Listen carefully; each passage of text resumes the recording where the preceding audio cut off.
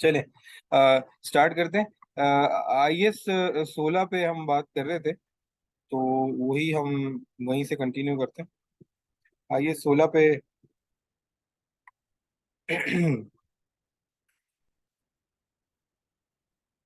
IS 16 में हमने बात स्टार्ट की थी रेवेन्यू एक्सपेंडिचर और कैपिटल एक्सपेंडिचर पे। और हमने ये देखा कि कौन से एसेट जो हैं वो प्रॉपर्टी प्लांट एंड इक्विपमेंट की डेफिनेशन मीट करते हैं जिसको 1 साल से ज़्यादा हो गया हो, और वो कंपनी के प्रोडक्शन और सप्लाई प्रोसेस में एडमिनिस्ट्रेटिवली या रेंटल के लिए यूज हो। ठीक है। ये आपकी प्रॉपर्टी प्लांट इक्विपमेंट की डेफिनेशन हमने पढ़ी थी। फिर हमने ये देखा कि कॉस्ट बनती कैसे, इनिशियल कॉस्ट बनती कैसे, उसमें परचेज प्राइस होती है। हमने सैंपल पे वर्किंग भी बनाई, और उसमें जो है वो कॉस्ट ऑफ प्लांट बनाने की कोशिश करी टिल टिल वो प्लांट चलने लगा। तो हमने ये कल यहाँ तक हमने किया था, इनिशियल कॉस्ट हमने कैलकुलेट की थी। ठीक है। अब मिसाल है कि ये वो सारे खर्चे हैं, ये पूरे हो गए और अब हमारा property plant and equipment ready है, रेडी फॉर यूज है। ठीक है, अब हम इसको यूज कर सकते हैं। तो अब 1,23,000 रुपए से अब ये मैंने यहाँ पर साइड में एंट्रीज बनाई है कि किस तरीके से अगर एसेट जीएल लेवल पे मिसाल है कि अगर एक एसेट 10,000 रुपये का परचेज किया 1 जुलाई को, तो जीएल में वो किस तरीके से दिख रहा होगा, डेबिट क्रेडिट। ठीक है। इसी तरीके से 30 जून पे जब 1 साल कंप्लीट हो जाएगा, तो डेप्रिसिएशन इसकी रिकॉर्ड होगी, एक्यूमुलेटेड डेप्रिसिएशन। ये वाली चीजें तो आप लोग करते रहे होगे, right. Accumulated depreciation depreciation record कर दिया। डेप्रिसिएशन एक्सपेंस का लेजर है ये इसमें डेप्रिसिएशन एक्सपेंस 2,000 रुपये आ गया। अच्छा, इसकी बेसिस पे टीबी बनता है, ये हमने टीबी बना दिया। टीबी में हमने दिखाया कि प्लांट जो है वो 10,000 का है, एक्यूमुलेटेड डेप्रिसिएशन 2,000 का है, और डेप्रिसिएशन एक्सपेंस जो है 2,000 रुपये का। ये टीबी का मैंने एक स्नाइपर मार दिया। ये टीबी उठ के फाइनेंशियल पोजीशन में जब जाएगा तो कैसा दिखेगा? फाइनेंशियल पोजीशन में नॉन करंट एसेट की हेडिंग डलेगी, property plant and equipment note 1 लिखा हुआ होगा, और ये नोट 1 पे नीचे वर्किंग बनी हुई होगी, cost of plant less accumulated depreciation, book value बन जाएगी 8,000 रुपये। ठीक है, तो ये स्टेटमेंट ऑफ फाइनेंशियल पोजीशन पे ऐसे दिखेगा। अब पीएनएल पे आ जाते हैं। पीएनएल में सेल दिखेगी, कॉस्ट ऑफ सेल दिखेगी, ग्रॉस प्रॉफिट दिखेगा। कॉस्ट ऑफ सेल में मैंने जो ना डेप्रिसिएशन को छुपाया हुआ है, ये देखें। रॉ मटेरियल परचेज किया, डेप्रिसिएशन डाल दिया था 2,000 रुपये का।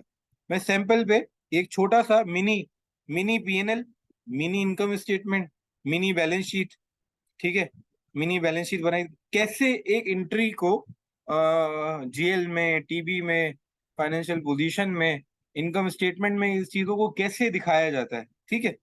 ये नोट्स नोट्स में आ जाते हैं, तो नोट्स में जो है वो प्रॉपर्टी प्लांट एंड इक्विपमेंट का पूरा नोट है।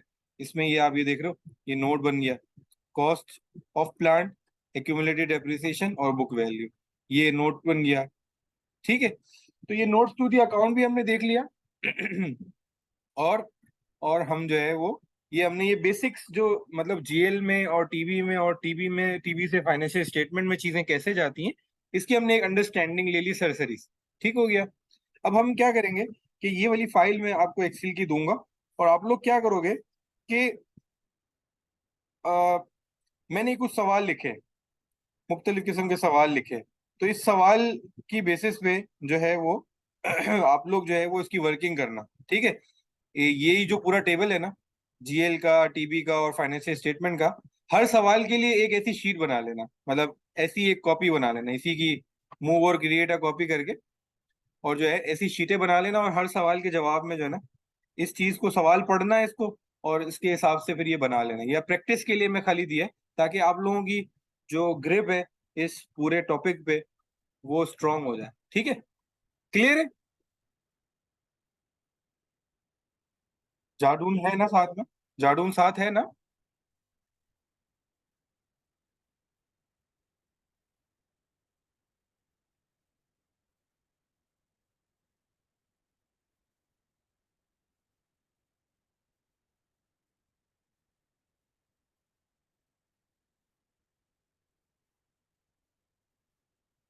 ओके, तो हम आगे बढ़ते हैं।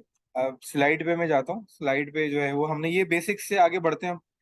अब थोड़ी सी बात करते हैं थोड़ी एसेट की क्लासिफिकेशन की। अब है ना, एसेट में नॉन करंट एसेट भी होते हैं, करंट एसेट भी होते हैं। तो हम अभी इस वक्त जो IAS 16 पढ़ रहे हैं वो आ, वो नॉन करंट एसेट क्या है और करंट एसेट क्या है, ये इसमें इसने डेफिनेशन दी है IAS 1 में कि नॉन करंट एसेट ऐसा एसेट, ऐसा asset that does not meet the definition of current asset. वो एसेट जो करंट एसेट नहीं है वो नॉन करंट एसेट है। तो फिर पता सवाल उठता है कि करंट एसेट क्या है। सवाल ये उठता है ना कि वो ऐसा एसेट जो करंट एसेट नहीं है वो नॉन करंट एसेट है। तो फिर सवाल उठता है करंट एसेट क्या है। तो करंट एसेट के बारे में लिखा हुआ है that is expected to be realise within 12 month after the end of reporting period. यानी अगले एक साल के अंदर अंदर वो वो यूज हो जाएगा, इस्तेमाल हो जाएगा। That is expected to be sold और realise converted into cash as part of normal operating cycle, या उसको बेच दिया जाएगा। That is held mainly for the, जैसे स्टॉक इन ट्रेड होता है, स्टॉक्स होते हैं, हम हमारी जो इन्वेंट्री होती है वो भी जो है वो हमारा करंट एसेट में ट्रीट होगा। कैश और कैश इक्विवेलेंट जो भी होगा वो भी हमारा करंट एसेट में रहेगा। तो करंट एसेट की डेफिनेशन में ये चार चीजें आ रही हैं, ठीक है। तो ये जब चीज करंट एसेट है तो इस डेफिनेशन में अगर कोई चीज फिट नहीं बैठ रही तो वो चीज जो है वो ऑटोमेटिकली नॉन करंट एसेट बन जाएगी। ठीक हो गया। एग्जाम्पल इसमें करंट एसेट की लिखी हुई है, इन्वेंट्री IS 2 में डील होती है उसकी पूरी। फाइनेंशियल एसेट्स IFRS 9 में इसको पढ़ाया जाएगा। अकाउंट रिसीवेबल और बैंक बैलेंस, ये सारी एग्जांपल्स हैं करंट एसेट्स की। और नॉन करंट एसेट्स की जो एग्जांपल है, टेंजिबल एसेट जिसको प्रॉपर्टी प्लांट एंड इक्विपमेंट बोलते हैं, ये IS 16 के अंदर कवर होता है। इनटेंजिबल एसेट जैसे गुडविल वगैरह होता है, ये IS 38 में। हमारा नेक्स्ट टॉपिक यही होगा, इंटेंजिबल एसेट। ठीक है। इन्वेस्टमेंट प्रॉपर्टी IS 40, इसके बारे में मैं इस लेक्चर के एंड में जो है वो इन्वेस्टमेंट प्रॉपर्टी के बारे में थोड़ा ब्रीफ कर दूंगा। Assets held for sale IFRS 5 के तहत होता है, इसके बारे में भी इसी लेक्चर के एंड में मैं इसके ऊपर थोड़ा सा हाईलाइट कर देता हूँ। ठीक है।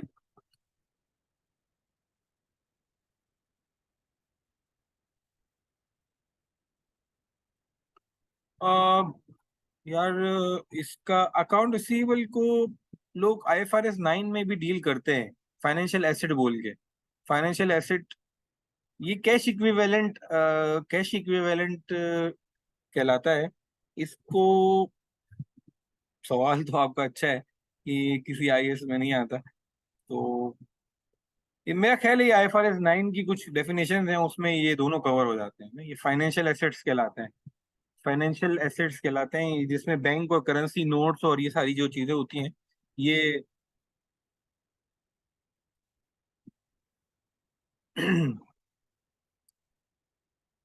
ठीक। अच्छा, अब हम आगे बढ़ते हैं। अब एसेट खरीद लिया, एसेट को अब डेप्रिसिएशन करना है। डेप्रिसिएशन आपको पता है कि डेप्रिसिएशन का मतलब है इस्तेमाल करना।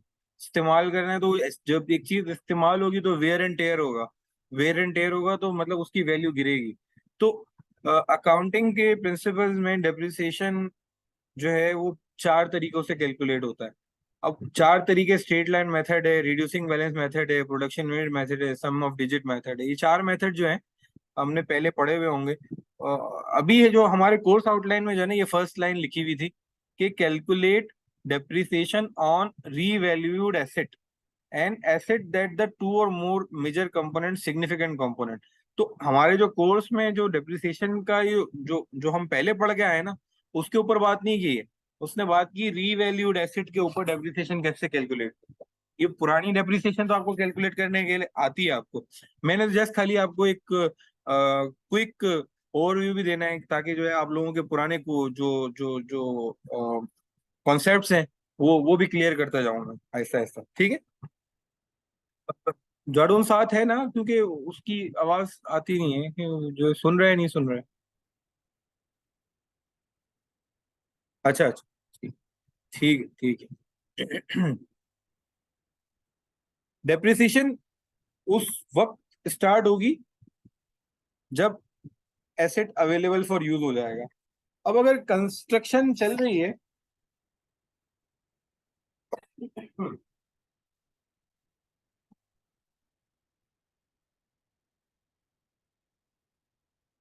अब अगर कंस्ट्रक्शन चल रही है और वो अभी अवेलेबल फॉर यूज, मतलब जो जैसा हमने सोचा था वैसा अगर यूज के लिए अवेलेबल नहीं है, तो उसकी डेप्रिसिएशन स्टार्ट नहीं होगी। तो डेट ऑफ कमेंसमेंट यहाँ से स्टेब्लिश होती है कि डेप्रिसिएशन उस दिन स्टार्ट होगी जब से जो है वो इसकी कुछ एसिड ऐसे होते हैं कि डेट ऑफ परचेज से ही जो है वो डेट ऑफ परचेज से ही डेप्रिसिएशन शुरू हो जाएगी। कुछ एसिड ऐसे होंगे date of commencement commencement of operation, यानी जिस दिन उससे हमने फायदा उठाना इस्तेमाल नहीं कर दिया उस दिन तक जो है वो उस दिन की डेट पे जो है ना उसकी डेप्रिसिएशन स्टार्ट होगी। कुछ एसिड ऐसे होंगे, मिसाल है एक एक पूरा प्लांट है, प्लांट आ गया, सब रेडी है और उसके अंदर इंजन नहीं है, इंजन के बगैर चलेगा नहीं, तो डेट ऑफ कैपिटलाइजेशन जिसको बोलेंगे कैपिटलाइजेशन।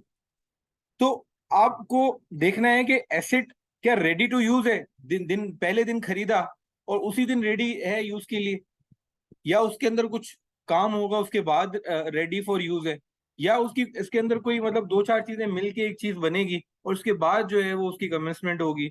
तो आपने डेट डेट बड़ा इंपॉर्टेंट है यहाँ पर, जो डेट है डेट से आपकी डेप्रिसिएशन शुरू होगी, ठीक है। तो डेट में ही पूरी गेम छुपी हुई है। जी,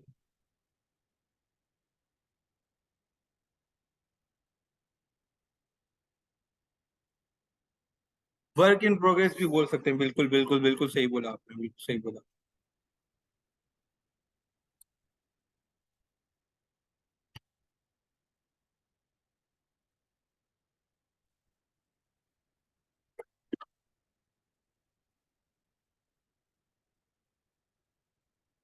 अच्छा, अवेलेबल फॉर यूज हो जाए भले खाली पड़ा हुआ हो ना, मतलब उसको मतलब अभी मिसाल है प्लांट अवेलेबल फॉर यूज है लेकिन वो ऑर्डर ना होने की वजह से अगर उसको आइडल रखा हुआ है तो ऐसा नहीं करेंगे कि डेप्रिसिएशन रोक देंगे, डेप्रिसिएशन चलती रहेगी, ठीक है। डेप्रिसिएशन किस दिन रुकेगी? Continues until the asset is derecognise. जो आईएफआरएस की जबान है ना उसमें रिकॉग्नाइज बोलते हैं खरीदने को और डी रिकॉग्नाइज बोलते हैं डिस्पोज ऑफ करने को। तो रिकॉग्नाइज और डी रिकॉग्नाइज जो है वो इसकी टर्मिनोलॉजी आईएस में यूज होती है for for sale and purchase, समझ रहे हैं?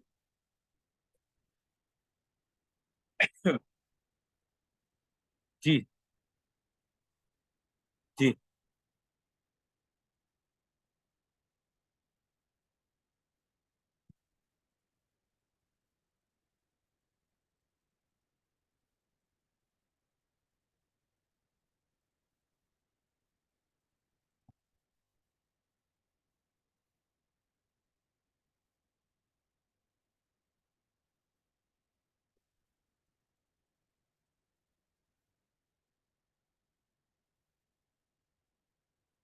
नहीं देखें, एसिड की डेफिनेशन तो हम पीछे पड़ गया है कि अगर तो वो हेल्ड फॉर यूज है और expected to use for more than one period है, उससे फ्यूचर का बेनिफिट आएगा, ये सारी चीजें अगर मीट करती हैं तो वो हमारा फिक्स एसिड की डेफिनेशन मीट कर जाता है। तो फिक्स एसिड की डेफिनेशन ही सब कुछ है कि यहाँ पर अगर इस क्राइटेरिया में मीट करता है तो वो फिक्स एसिड है, अदरवाइज वो फिक्स एसिड नहीं है, ठीक है। अच्छा, अब मैंने ये जो डेट वाली बात की थी ना, इसी डेट को मद्देनजर रखते हुए कि डेप्रिसिएशन स्टार्ट कब करनी है, इसी चीज को रखते हुए मद्देनजर रखते हुए जो मैंने क्वेश्चन बनाए हैं ना वो मैंने यही बनाया है। What if the date of purchase is 1 April? मैंने यहाँ पर जैसे इस सिनेरियो में 1 जुलाई रखा है, तो इस डेट ऑफ परचेज को 1 अप्रैल रख के देखो और फिर डेप्रिसिएशन कैलकुलेट करके दिखाओ।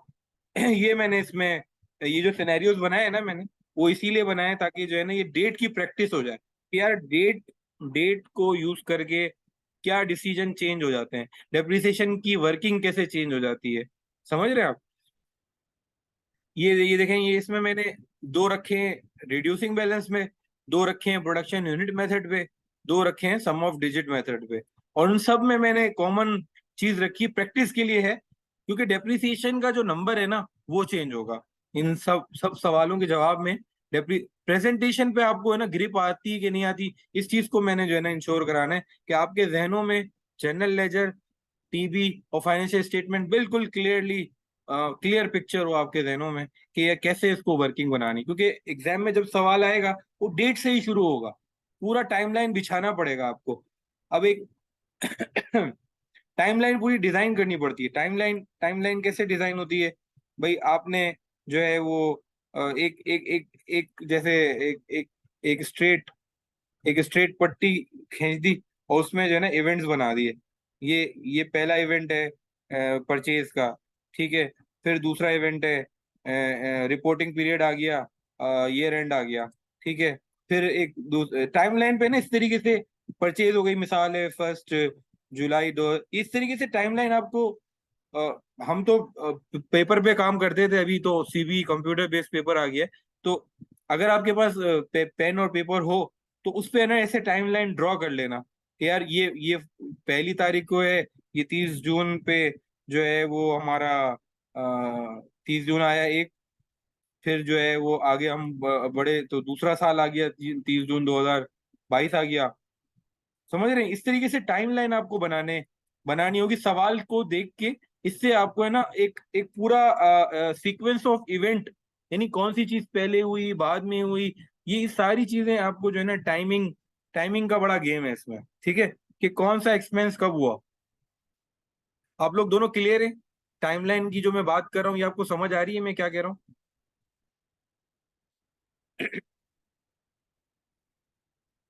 ये कागज पे अगर रख सकते हो तो कागज पे कर लेना, ठीक है। नहीं तो अगर पेपर पे ड्रॉ, मतलब पेपर पे ड्रॉ करने में ज्यादा अच्छा अच्छा रहता है। लेकिन अगर आपको किसी भी तरीके से यार डेट आपको है ना मैनेज करके चलना है कि यार इस डेट से इस डेट के दरमियान, मिसाल है 12 महीने, इस डेट से लेके इस डेट के दरमियान 9 महीने, 3 महीने, 4 महीने, whatever the dates are, उसके हिसाब से आपकी जो है ना वर्किंग ऑल्टर होगी। मैंने आपकी आसानी के लिए डेप्रिसिएशन के फॉर्मूला भी रिवाइज करने के लिए यहाँ पर लिख दिए हैं। स्ट्रेट लाइन का फॉर्मूला है cost divided by useful life, ठीक है। ये फॉर्मूला भी बना दिया। 10,000 की कॉस्ट पे 5,000, 2,000 डेप्रिसिएशन बना दिया। रिड्यूसिंग बैलेंस मेथड पे कैसे निकलता है? Cost minus accumulated depreciation multiply by depreciation rate. ये मैंने जो सिनेरियो बनाया है इसमें मैंने डेप्रिसिएशन रेट भी दिया हुआ है 15%। ये आप देख रहे हो, ये डेप्रिसिएशन रेट इसी रिड्यूसिंग बैलेंस मेथड के लिए मैंने डेप्रिसिएशन रेट दिया हुआ है। Annual depreciation production unit method के तहत अगर निकालना है तो cost divide by life in units multiply by units produce. तो अब लाइफ इन यूनिट्स जो है वो मैंने ये यहाँ पर लाइफ की यूनिट पूरी डिटेल दी हुई है यूनिट्स की। अगर आप ये देखोगे तो ये लाइफ इन यूनिट्स 1,000 है, पहले साल में 300, दूसरे साल में 250, तीसरे साल में 200 और सो ऑन। 5 सालों में मैंने इस तरह की लाइफ लाइफ और उसके यूनिट्स जो है वो 1,000 यूनिट्स का ब्रेकअप बना के दिया ईयर वाइज, ठीक है। ये आपने प्रैक्टिस करनी है, ये मैं आपको फाइल दे दूंगा। इसके इसके अंदर फिर आपने बैठ के जो है ना ये चारों मेथड पे प्रैक्टिस करनी। जो भी सवाल होगा आपका फिर हम उसको अलग से देख लेंगे उसको, ठीक है। ग्रुप पे भी आप शेयर कर सकते हो आंसर अगर करना हो तो, उधर भी जो है वो हम देख सकते हैं, ठीक है। ठीक, ये हो गया आपका डेप्रिसिएशन। ये मैंने ओवरव्यू करा दिया जो बचपन में हम पढ़ते हुए आए। डेप्रिसिएशन, अच्छा डेप्रिसिएशन ऑन रीवैल्यूड एसेट ये कैसे होगा? इसके लिए जो है वो आगे मैं भी अगली स्लाइड जो है वो रीवैल्यूएशन पे हम जा रहे हैं। ये रीवैल्यूएशन पहले हम समझ लेते हैं रीवैल्यूएशन क्या है। तो ये रीवैल्यूड एसेट तो उस वक्त समझ में आएगा ना जब रीवैल्यूएशन का टॉपिक पढ़ लोगे, ठीक है ना। तो रीवैल्यूएशन का टॉपिक हम पहले पढ़ लेते हैं, उसके बाद डेप्रिसिएशन उसके ऊपर कैसे कैलकुलेट होती है उसकी बात करते हैं। अब बाजू का क्या होता है कि आपने जैसे जैसे हमारी कंपनी का केस मैं आपको एज ए सैंपल दे देता हूँ कि हमारी कंपनी 2015 में लगी, ठीक है। 2018 में 3 साल के बाद जो है हमने रिवैल्यूएशन कराई। हमने जब रिवैल्यूएशन कराई तो 2015 में जो जो जो कीमतें थी और जो एक्सचेंज रेट था वो शायद था 100 रुपये, 105 रुपये, ठीक है। और उस वक्त कीमतें थोड़ी नीचे थी। 2018 में एक्सचेंज रेट जो है 150 रुपये हो गया, ठीक है। और जो है वो कीमतें भी बहुत बढ़ गई। हमने रिवैल्यूएशन कराई कि अगर ऐसा ही प्लांट अगर कोई आज लेने बैठेगा तो उसको वो प्लांट कितने का पड़ेगा। तो उसमें हमें जो है वो 1.5 अरब रुपए का जो है ना रिवैल्यूएशन गेन आया। उसमें रिवैल्यूएशन जो है वो प्राइस जो है वो 1.5 अरब रुपए से बढ़ गई। 4 अरब की चीज 5.5 अरब की हो गई। तो ये रिवैल्यूएशन क्यों कराते हैं? क्योंकि प्रॉपर्टी की वैल्यू या जो भी आपका एसेट होता है उसकी वैल्यू में चेंजेस आ जाते हैं। तो रीवैल्यूएशन हर 3 साल में आईएसबी कहता है कि अगर कोई बंदा अपने आप को कॉस्ट मॉडल से रीवैल्यूएशन मॉडल पे शिफ्ट कर रहा है तो हर 3 साल में एक बार रीवैल्यूएशन लाजमी करानी चाहिए। आप लोगों की कंपनी में मेरा ख्याल है कॉस्ट मॉडल चल रहा होगा, रीवैल्यूएशन अभी नहीं करवा रहे होंगे, ऐसा ही है।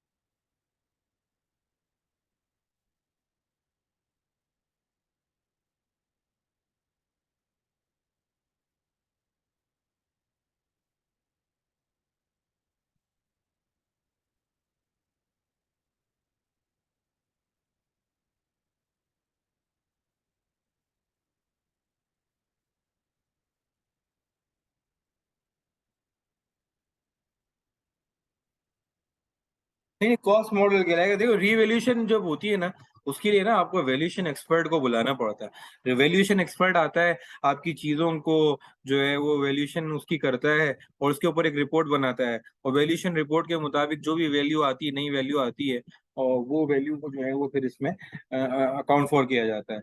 अब मैंने यहाँ पर रिवैल्यूएशन का एक सिनेरियो बनाया है।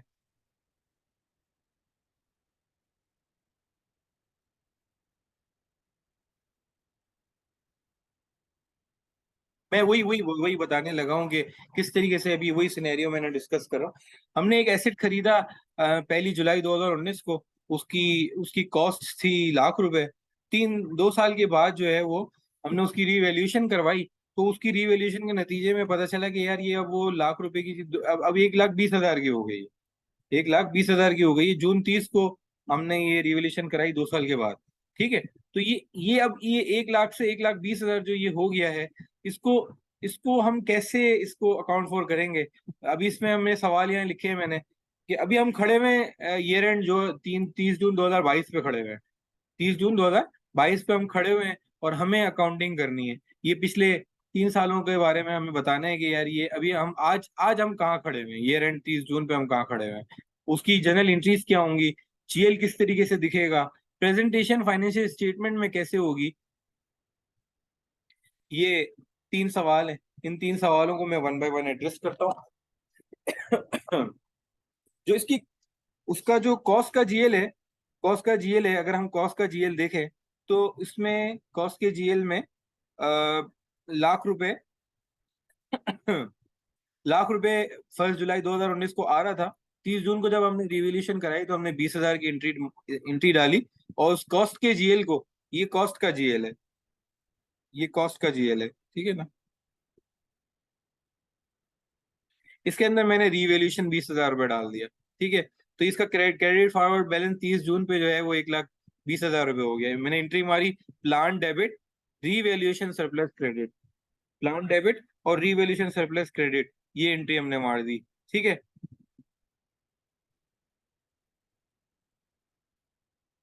दूसरी एंट्री, ये एक्यूमुलेटेड डेप्रिसिएशन जो है। जी।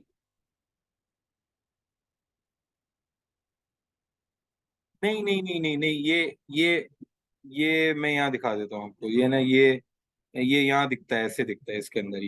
ये जो है ना स्टेटमेंट ऑफ फाइनेंशियल पोजीशन में ना इक्विटी के नीचे रिटेन अर्निंग के नीचे यहाँ आता है। ये इसको इसको यहाँ पर ट्रीट किया जाता है। ये देखो ये रहा। ठीक है ना। ये यहाँ आता है, ऐसे आता है रिजर्वेशन। ठीक है, मैं आगे बढ़ता हूँ, इसको आगे लेके आता हूँ। आपका अभी बीच में सवाल आ गया तो मैं तो जवाब दे दिया अभी। सही है आपका, वैलिड है सवाल, सही है आपका कि इसकी नेचर क्या है। इसकी नेचर इक्विटी टाइप की नेचर है इसकी ना, इक्विटी टाइप की नेचर है। ठीक है। ये आपने जो है वो कॉस्ट के जीएल को 1,20 पे पहुंचा दिया। अच्छा, एक्यूमुलेटेड डेप्रिसिएशन जो है वो एक्यूमुलेटेड डेप्रिसिएशन 2 सालों में 20-20 हजार करके रिकॉर्ड हुई थी। ठीक है। तो ये 40,000 रुपए, ये पूरी की पूरी एक्यूमुलेटेड डेप्रिसिएशन जो है वो हमें खत्म करनी पड़ेगी, क्योंकि इसकी जो बुक वैल्यू अगर हम निकालें, बुक वैल्यू हम जो निकालें तो लाख रुपए का लाख रुपए की कॉस्ट उसकी थी लाख रुपए। ठीक है। और इसके 2 सालों का डेप्रिसिएशन जो था डेप्रिसिएशन फॉर 2 years, वो था 40,000 रुपये। ये रहा डेप्रिसिएशन, पहले साल का, दूसरे साल का, ठीक है ना। 40,000 रुपये डेप्रिसिएशन था, तो इसकी जो बुक वैल्यू बनती है वो 60,000 रुपये बनती है।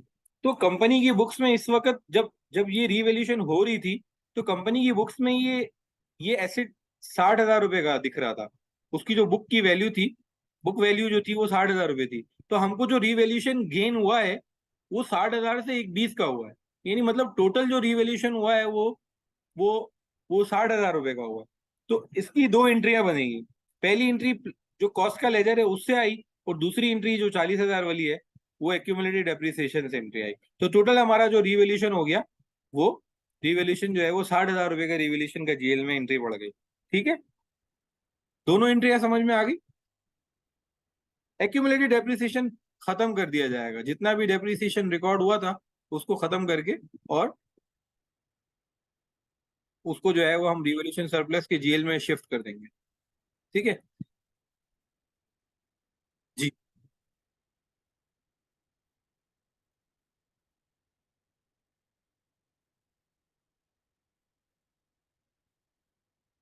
क्या मतलब, समझा नहीं।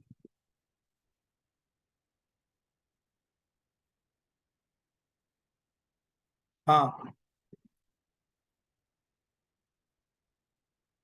इसको खत्म करना है ना, एक्यूमुलेटेड डेप्रिसिएशन खत्म करना है ना। ये दोनों आ रही थी ना, दो एंट्रियां 2 सालों में जो आई थी, उसको मैंने एक एंट्री मारी 40,000 की, तो जीरो कर दी इस जीएल को मैंने जीरो कर दिया। एक्यूमुलेटेड डेप्रिसिएशन को खत्म कर दिया मैंने।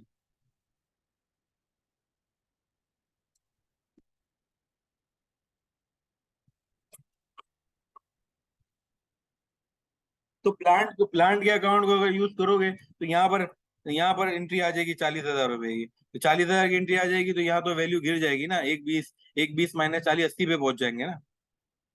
प्लांट गए तो एसेट यूज नहीं कर सकते ना। ये जो IS 16 बोल रहा है, मैं तो वो आपको पढ़ा रहा हूँ। वो आप इंटरनेशनल अकाउंटिंग स्टैंडर्ड बोर्ड की कमेटी में मीटिंग होगी ना, अगली बार आपको बिठा देंगे।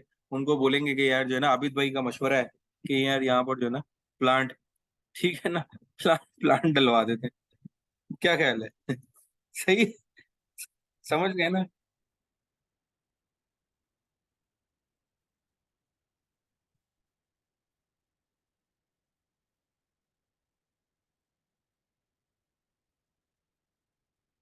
बेच थोड़ी रहे हैं। प्लांट प्लांट तो उस वक्त क्रेडिट होगा ना जब प्लांट बेच रहे हैं, अभी बेच थोड़ी रहे हैं। अभी तो हमारे पास ही है। ये रिवोल्यूशन की ट्रीटमेंट जो आप जिंदगी में शायद पहली बार देख रहे होगे, मैं तो वो आपको सिखा रहा हूँ। आप अपने पुराने कॉन्सेप्ट्स को 2 मिनट के लिए बोलेंगे खामोशी कर करें।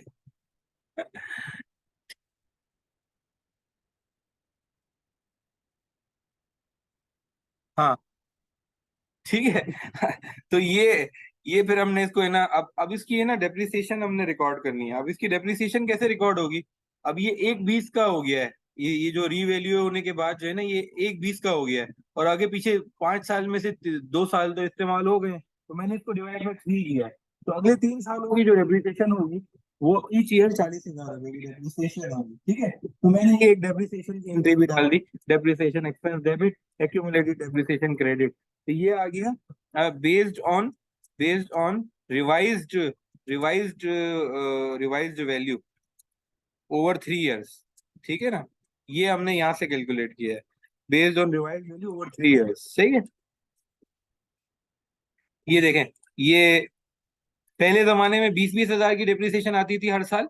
ये देख रहे हो, पहले पहले पहले क्या होता था, 20-20 हजार की डिप्रिसिएशन आती थी। लेकिन इस साल जो डिप्रिसिएशन आई है वो 40,000 रुपए की डिप्रिसिएशन आई है। ठीक हो गया, क्लियर है। वैल्यू है,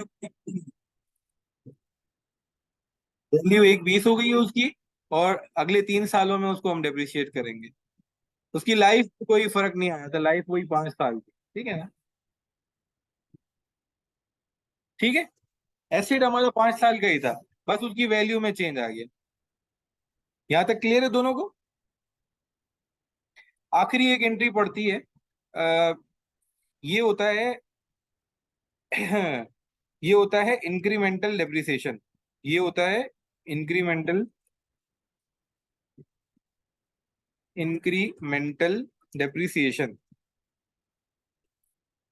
इसको रिकॉर्ड करते हैं। इसका to record incremental, to record incremental depreciation. Incremental depreciation क्या है कि नॉर्मली जो डेप्रिसिएशन था वो 40,000 हुआ करता था। जो एडिशनल रीवैल्यूएशन की वजह से जो डेप्रिसिएशन आ रहा है ना, वो 20,000 रुपए का है। ठीक है, तो ये 20,000 की एंट्री भी हमने ऐसे मारनी होती है। तो हमने जो एंट्रियां सीखी वो क्या सीखी, ये न्यू एंट्रीज है आप लोगों के लिए। ठीक है ना, ये न्यू एंट्रीज है। डेप्रिसिएशन की एंट्री तो बचपन से आप करते हुए आ रहे हैं, उसमें तो कोई मसला ही नहीं। ये न्यू एंट्री है। ठीक है, एक है रिवैल्यूएशन की एंट्री है और ये इंक्रीमेंटल डेप्रिसिएशन की एंट्री है। इन इन दो एंट्रियों को कैसे करते हैं वो मैंने यहाँ पर आपको करके दिखा दिया। अच्छा, ये क्यों करते हैं ऐसा, ऐसा क्यों करते हैं इंक्रीमेंटल डेप्रिसिएशन को। मैंने अब आगे आगे आगे लेके चलता हूँ उसको। ठीक है, इसको मैं आगे इसका अकाउंट दिखा देता हूँ। आखिरी जो रिवैल्यूएशन सरप्लस का अकाउंट है ना, वो देखो। रिवैल्यूएशन करी 20,000 रुपए की कॉस्ट से आई थी और 40,000 रुपए की एक्यूमुलेटेड डेप्रिसिएशन से आई थी। टोटल 60,000 रुपए की रिवैल्यूएशन आई थी। ऐसा ही है, ठीक है ना। बुक वैल्यू 60,000 की आ रही थी, तो उसको हम एक 20 तक लेके गए थे। तो ये 60,000 रुपए जो है वो दो पीस से आए थे, एक कॉस्ट से आया था और एक एक्यूमुलेटेड डेप्रिसिएशन से आया था। ठीक है, क्लियर है इसमें। और ये इंक्रीमेंटल डेप्रिसिएशन जो है, ये क्या होगा, आहिस्ता आहिस्ता इस रिवैल्यूएशन को आप ये समझो कि रिवैल्यूएशन के जीएल से, रिवैल्यूएशन के जीएल से रिटेन अर्निंग में शिफ्ट किया जा रहा है। ये ऐसे है, ये इसको यूं समझो। ये जो चीज हो रही है ना, ये जो इंक्रीमेंटल डेप्रिसिएशन वाली जो चीज हो रही है ना, इसको क्या कर रहा है, ये ये रिवैल्यूएशन सरप्लस में से हर साल 20-20 हजार रुपए लेके जाएगा और रिटेन अर्निंग में फेंक देगा ये। अच्छा, इसका टीबी देख लेते हैं। जी बोले, कुछ सवाल है? हेलो, कोई सवाल है? अच्छा, अब इसका टीबी कैसा दिख रहा है, टीबी, टीबी कैसा दिख रहा है?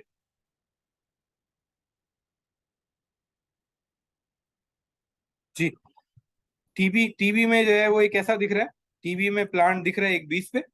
ठीक है, प्लांट दिख रहा है एक 20 पे। और एक्यूमुलेटेड डेप्रिसिएशन, क्योंकि इस साल का ये वाला तो जीरो हो गया था ना, फर्स्ट 2 इयर्स का जो डेप्रिसिएशन इसको हमने जीरो कर दिया था ना। तो इस साल का जो डेप्रिसिएशन है वही एक्यूमुलेटेड डेप्रिसिएशन है। तो एक्यूमुलेटेड डेप्रिसिएशन में बैलेंस 40,000 रुपये आ रहे हैं। डेप्रिसिएशन इस साल का 40,000 रुपये रिकॉर्ड हुआ।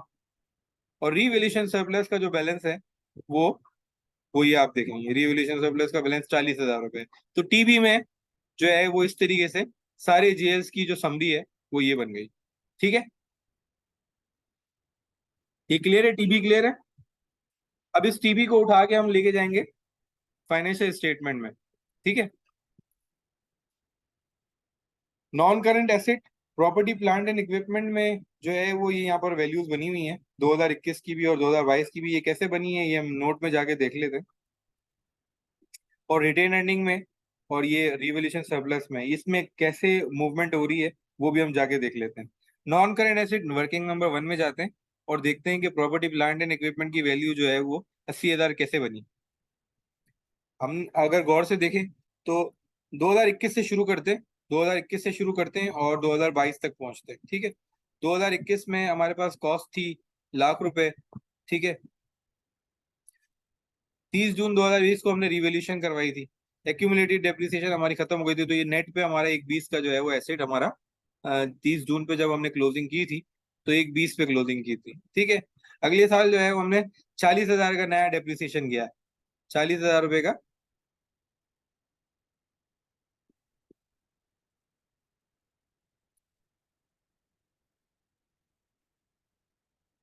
पिछले साल का 40,000 डेप्रिसिएशन, नहीं ये तो जीरो हो गया था ना मेरा ख्याल है।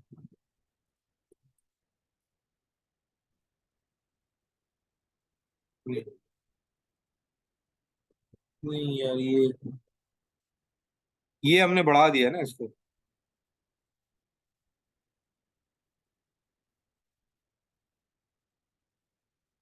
सही तो है यार, सही है गलत है, कुछ गड़बड़ है।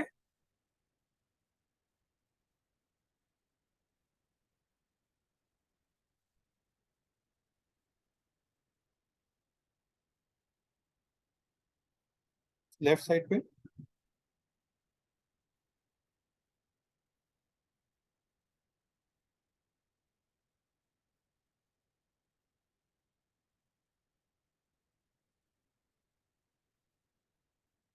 ये एक्यूमुलेटेड डेप्रिसिएशन तो 40,000 रुपये आ रहा है ना।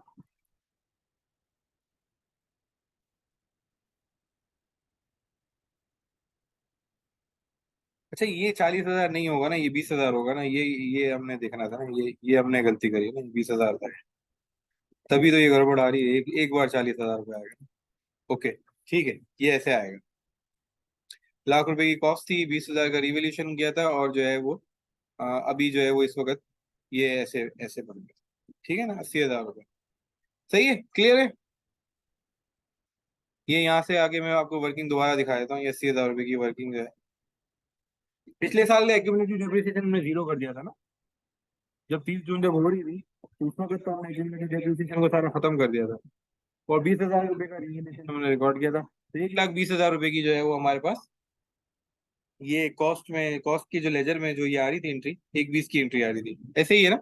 और एक्यूमुलेटेड डेप्रिसिएशन इस साल हमने 40,000 रुपये का रिकॉर्ड किया, और ये टोटल मिला के जो है वो हमारे पास अब 80,000 रुपये का इसकी बुक वैल्यू बन गई। ठीक है, दोनों सालों की एंट्रियां समझ में आ गई।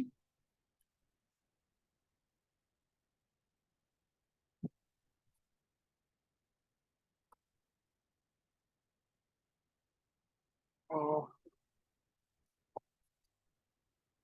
चलो, इसके इसके ऊपर मैं एक सिनेरियो बना के फिर तुम्हारे ग्रुप पे भेज देता हूँ, ठीक है। इसको भी हम कंप्लीट कर लेते हैं। इसको हम कंप्लीट कर लेते हैं, इसके सारा ट्रीटमेंट देख लेते हैं। ये प्रॉपर्टी प्लांट एंड इक्विपमेंट में ये हो गया।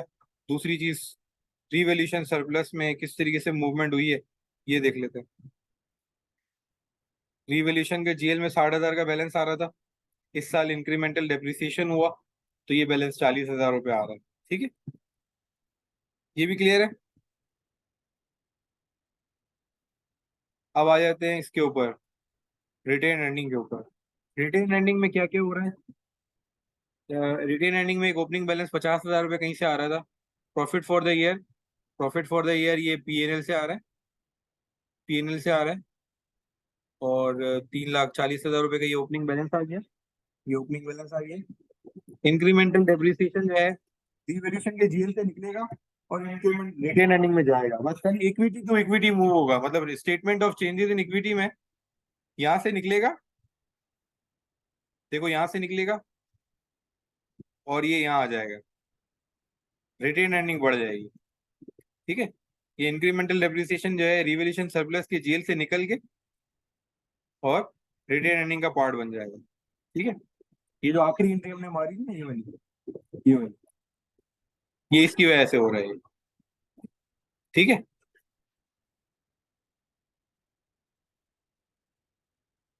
ठीक हो गया, ये आपका आ गया। आखिरी चीज, प्रॉफिट फॉर द ईयर भी देख लेते हैं कि प्रॉफिट फॉर द ईयर कैसे बन रहा है। सेल है, परचेज है, कॉस्ट ऑफ सेल है, नोट नोट बना हुआ है। कॉस्ट ऑफ सेल के नोट में हम अगर देखें, रॉ मटेरियल 4 लाख रुपए का, 20,000 रुपए का डेप्रिसिएशन, 4,20, और यहाँ कितना आ रहा है डेप्रिसिएशन, 40,000 रुपये आ रहा है। ठीक है, पिछले सालों में तो डेप्रिसिएशन 20,000 हुआ करता था।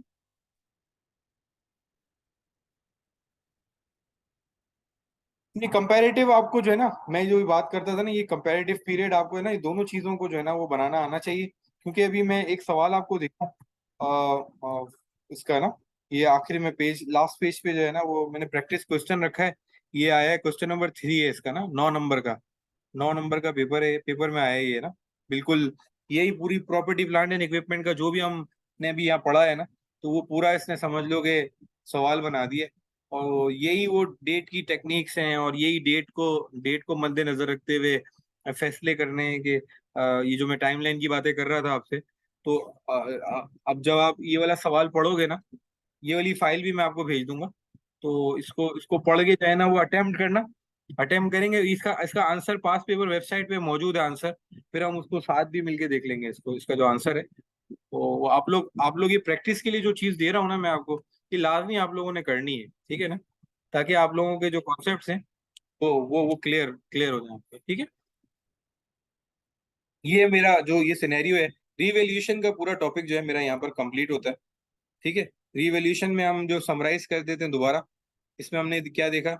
हमने देखा कि यार कॉस्ट के अंदर जो रिवैल्यूएशन का इफेक्ट जाएगा, एक्यूमुलेटेड डेप्रिसिएशन को जो है वो रिवर्स होगा, और डेप्रिसिएशन जो होगी वो रिवाइज वैल्यू की बेसिस पे रिवाइज कैलकुलेट होगी, और जो भी इंक्रीमेंटल डेप्रिसिएशन होगा वो रिटेन अर्निंग में घुमाया जाएगा। तो ये चार एंट्रियां इस तरीके से बनती हैं रीवैल्यूएशन की। ठीक है। ये हमारा पूरा टॉपिक हमारा जो रिवैल्यूएशन का है। जी।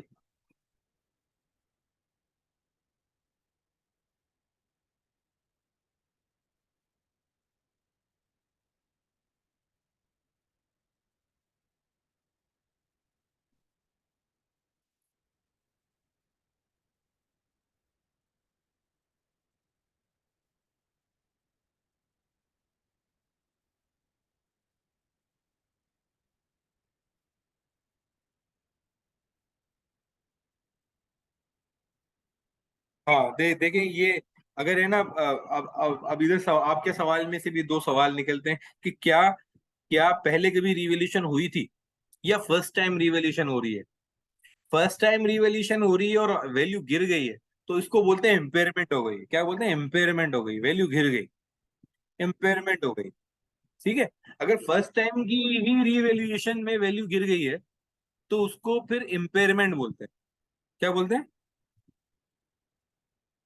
और अगर पिछले साल रिवैल्यूएशन हुई थी, बढ़ गई थी वैल्यू, और इस साल वैल्यू गिर गई है, तो इसका अपोजिट ट्रीटमेंट होगा। मतलब यानी बिल्कुल ही इसको उल्टी एंट्री पड़ेगी इसकी ना। रिवैल्यूएशन सरप्लस जो है वो डेबिट हो जाएगा।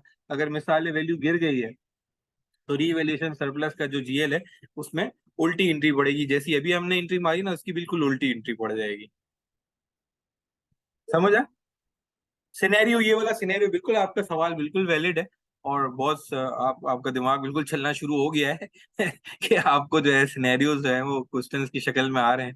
तो दैट्स वेरी गुड।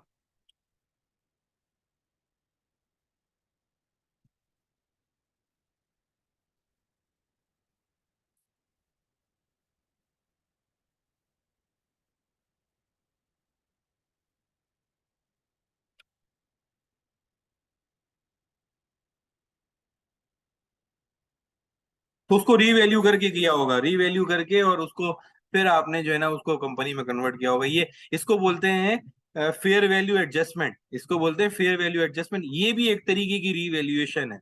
जब कभी भी इस तरीके के मर्जर्स या ट्रांसफर या कन्वर्जन होते हैं, ये बिल्कुल प्रैक्टिकल एग्जाम्पल है, और ये बिल्कुल वैलिड एग्जाम्पल है। इसमें भी जो है ना वो वैल्यूज जो है वो फेयर वैल्यू एडजस्टमेंट कहलाती है। ये बिल्कुल ऐसा ही है, बिल्कुल सही है, बिल्कुल सही है।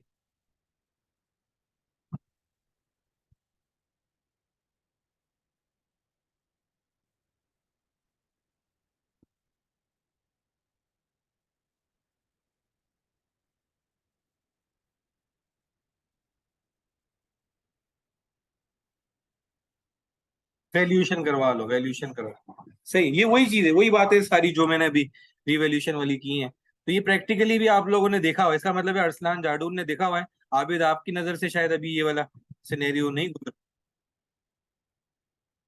हो सकता है कि कभी ऑडिटर जो है वो रिवॉल्यूशन करने का जिक्र करे, तो आपको भी रिवॉल्यूशन की तरफ जाना पड़े, और कोई एक्सपर्ट को अपॉइंट करना पड़ेगा। वो एक्सपर्ट आएगा, रिवॉल्यूशन करेगा।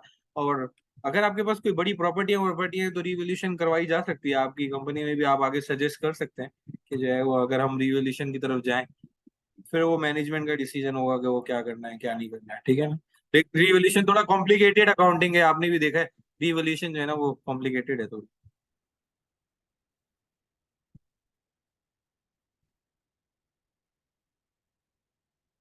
नहीं नहीं नहीं, वो आज की मार्केट वैल्यू को असेस करेगा। इसका पूरा IFRS 13 है। IFRS 13 फेयर वैल्यू मेजरमेंट है। IFRS 13 के तहत वो फेयर वैल्यू को असेसमेंट करेगा, और उसके पूरे क्राइटेरिया को मीट करते हुए IFRS 13 के तहत revise fair value market value निकालेगा। और वो IFRS 13 है, वो भी हम उसको भी देखेंगे। ये भी हमारे कोर्स में है, तो उसको हम आगे चल के देखेंगे। ठीक है। अभी मैं इसको आगे बढ़ते हैं, आगे मेरा टॉपिक से डाइवर्जन हो जाएगा ना, तो फिर मैं कंप्लीट नहीं कर पाऊंगा। ठीक है। कंप्यूटर।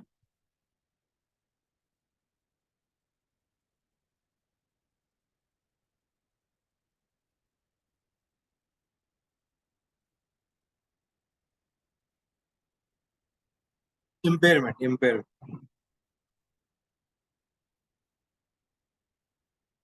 नहीं नहीं नहीं, इम्पेयरमेंट तो सीधा सीधा एक्सपेंस, इम्पेयरमेंट लॉस के नाम से एंट्री बनेगी। इसकी जो आपको ये जो एंट्री बनेगी ना, इम्पेयरमेंट लॉस के नाम से सीधा पीएनएल में जाएगा। ठीक है। और आपका जो प्लांट की जो वैल्यू है ना, मिसाल है आपने अभी जो 10,000 रुपये का कहा था कि 10,000 रुपये की वैल्यू गिर गई है, तो ये 10,000 रुपये की एंट्री ऐसे बन जाएगी इम्पेयरमेंट लॉस के नाम से। ये सीधा चला जाएगा, एक्सपेंस आउट हो जाएगा, ये सारा एक्सपेंस आउट हो जाएगा, और ये प्लांट की वैल्यू गिर जाएगी। प्लांट की वैल्यू अब जो है ना 10,000 रुपये से गिरा देंगे। ठीक है ना। ये ऐसे ऐसे रिकॉर्ड होगा, ये इम्पेयरमेंट लॉस कहलाएगा ये। Due to due to decrease in value. ये वो तो फर्स्ट टाइम में अगर ऐसा हुआ है तो ये ऐसा होगा। ठीक है। अगर अगर अगर सेकेंड ईयर, मतलब हम पिछले साल रिवैल्यूएशन करा चुके थे, और इस साल अगर हमारा जो सिनेरियो है वो ये हो गया है कि डिक्रीज इन डिक्रीज हो गया है इन रिवैल्यूएशन, तो फिर जो है वो जो हमने लास्ट टाइम एंट्री बनाई थी, रिवोल्यूशन सरप्लस वाला जीएल जो हमने क्रेडिट किया था, वो रिवोल्यूशन सरप्लस वाला जीएल जो है वो हम डेबिट कर देंगे और प्लांट को क्रेडिट कर देंगे। ये ऐसे एंट्री बनेगी। ये होगा ऑन फर्स्ट टाइम असेसमेंट, है ना। ये उस वक्त ये इम्पेयरमेंट कहलाएगी। ठीक है ना। अगर फर्स्ट टाइम में ही अगर लॉस निकला तो फिर ये एंट्री बनेगी। अगर जो है ना ये सेकंड टाइम में ऐसा हुआ है, अगर सेकंड टाइम में ऐसा हुआ है और पिछले साल रिवोल्यूशन करवाई हुई थी, तो if if in first year जो है वो फर्स्ट ईयर रिवैल्यूएशन करवाई हुई थी, ठीक है ना, तो ये एंट्री बनेगी। सही है। ये फाइल आपके साथ बनती चली जा रही है, ये फाइल आपको मैं ये दूंगा, तो फिर आपके पास ये सैंपल में रेफरेंस रहेगा।